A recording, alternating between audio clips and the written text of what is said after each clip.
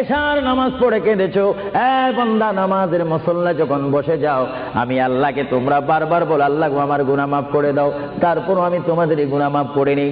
তারপরও তোমরা নিশি রাত্রে মানুষ যখন ঘুমে যায়, তোমার বিবি যখন ঘুম যায়, তোমার ছেলে যখন ঘুম যায়, তুমি নিশি রাত্রে ঠান্ডা পানি দিয়ে ওযু বানিয়ে নামাজের মুসল্লায় বসে তুমি আবার যখন ডাক দাও, রব্বুল আলামিন পৃথিবীর কোনো মানুষ আমার গুনাহ সম্পর্কে জানে না, তুমি আমার গুনাহ সম্পর্কে। আমি এমন গুনাহ করেছি আমার বিবি জানে না, বিবি গুনাহ করেছে আমি জানি না, আল্লাহ তুমি সব কিচ্ছু জানো, হে আমার প্রভু তুমি আমাকে মাফ করে দাও। আমার আল্লাহ বলে তারপরও যদি তোমাদেরকে আমি মাফ না করি, তারপরও বান্দা তোমরা আমার রহমতের দরজা থেকে ফিরে যাইও না।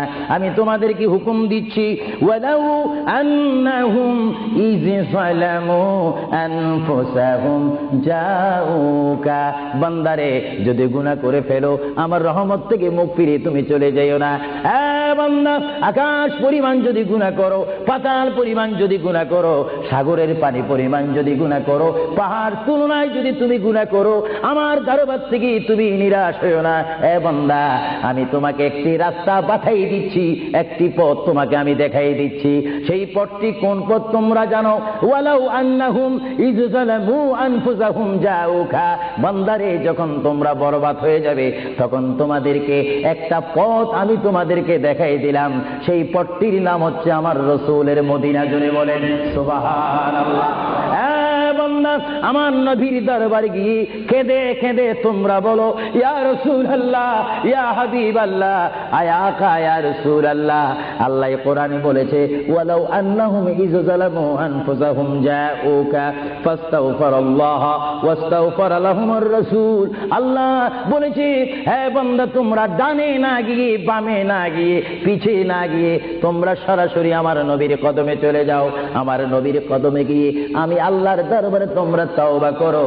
তওবা করতে করতে তোমাদের চোখের পানি যখন বাইর হয়ে যাবে, আর ওই মুহূর্তে যদি আমার বন্ধু যদি তোমাদের জন্য আমার দরবারে সুপারিশ করে, আমি আল্লাহ তোমাদেরকে ওয়াদা দিয়ে দিলাম, গ্যারান্টি দিয়ে দিলাম, আমার রাসূল যদি তোমাদের জন্য আমার দরবারে সুপারিশ করে, সঙ্গে সঙ্গে বান্দা তোমার অতীতের জীবনের কবিরা সগীরা গুনাহ মাফ করে দিব। জোরে বলেন সুবহানাল্লাহ, আরো জোরে বলেন।